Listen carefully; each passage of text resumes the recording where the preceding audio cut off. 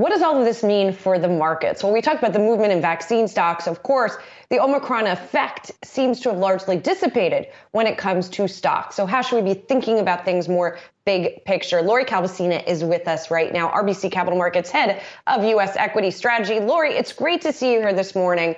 I think I called the top a couple of days ago when I said it really felt like sentiment had shifted. Now it feels like it shifted again, back in the bullish direction. And part of, as I mentioned, what we're seeing is large cap tech is really helping fuel this latest rally. How do you, I'm having trouble covering it, sort of surfing all of this and figuring out what the underlying sentiment is. What are your thoughts on it?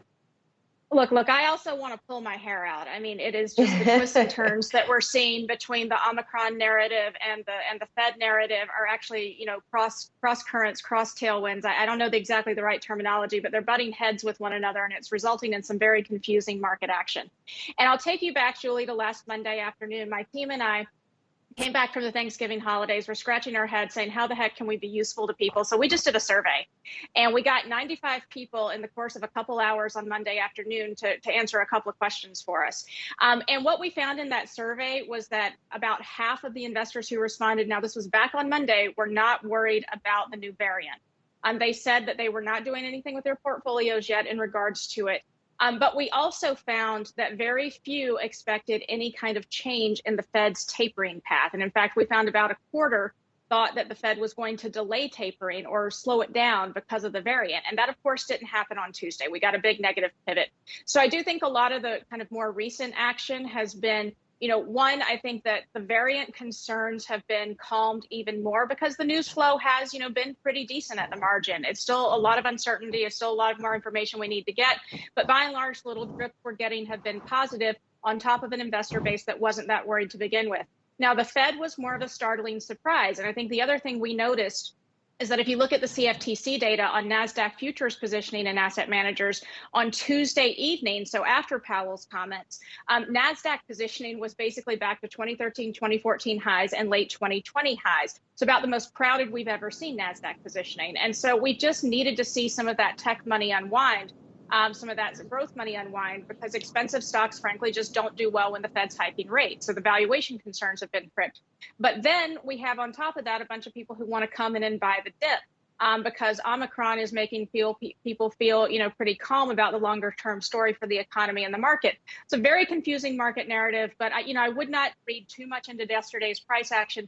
One thing our trading desk told me this morning, including our tech traders, is that they were by a very large margin better to sell. So they were not seeing a lot of conviction in yesterday's move.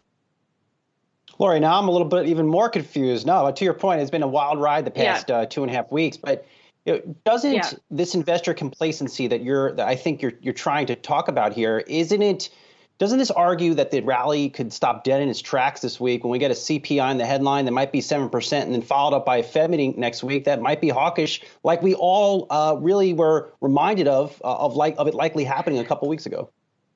Well, one of the things our rate strategy team talked about, they put out their forecast on Friday, and they talked about how one of the big themes they see, not just this week, not just this month, but in the year ahead, is they think the market is too sanguine in regards to the Fed hiking path over the longer term. And they actually don't disagree with market participants on the number of hikes in 2022, but they think people are underestimating the number of hikes in 2023 and how high the Fed could ultimately go. So what that tells me as a strategist is that even if we get a little bit of relief in some of these tech numbers, we see other good days like yesterday where people are buying the tech trade back, that over the course of at least a few more months, markets are going to have to come to terms with a Fed that's tightening a little bit more aggressive than what they had been positioned for. So I don't think that pressure on the tech trade is necessarily going away in the short term. I think ultimately what we want to do over the next, say, 6 months or so is be in value stocks. But it's a little bit hard to pound the table there right now because we do need more information on Omicron.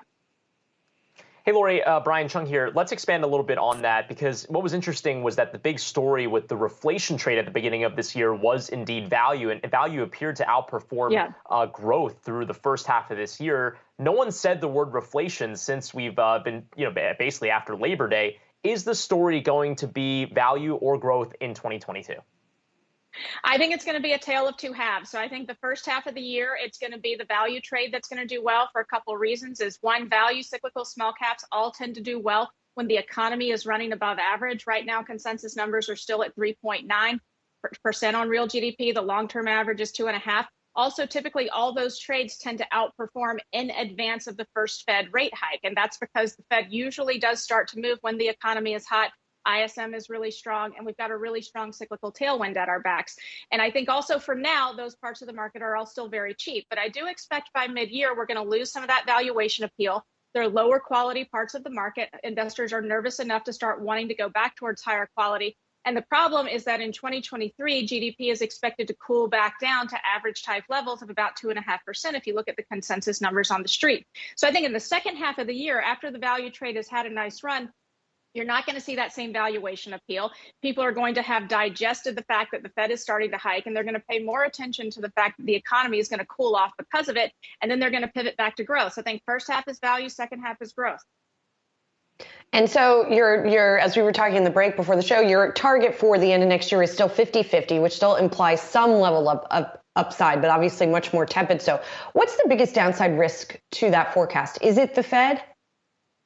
So look, I think that, COVID is always something we have to have on our list, and shame on all the strategists. We weren't talking about it enough in our year ahead outlooks before Omicron came out. I would actually say second is probably supply chain improvement. And most investors we've seen through our survey work, some of the company transcript scraping we've done, are looking for mid-year improvement in supply chains. You have to remember that COVID cases tend to lead supply chains, if you look at freight rates, by about 1 to 2 months. So if we do get a worsening on COVID, it could actually cause some more hiccups on the supply chain side. So I think that's something investors wouldn't be prepared for if it happens. But also the Fed. Remember that secular growth is about 51% of the market cap in the S&P. So a tighter Fed that causes people to sell out of more expensive stocks, which is what the secular growth trade is, will be an anchor on the S&P. We're right now viewing it as a speed bump. But the worst case scenario is that it drags the market down more than we anticipate. We will keep an eye out for that, most definitely. Lori, good to catch up with you. Happy holidays if we don't talk again before then. Lori Calvasina, RBC Capital Markets Head of U.S. Equity Strategy. Thanks, Lori.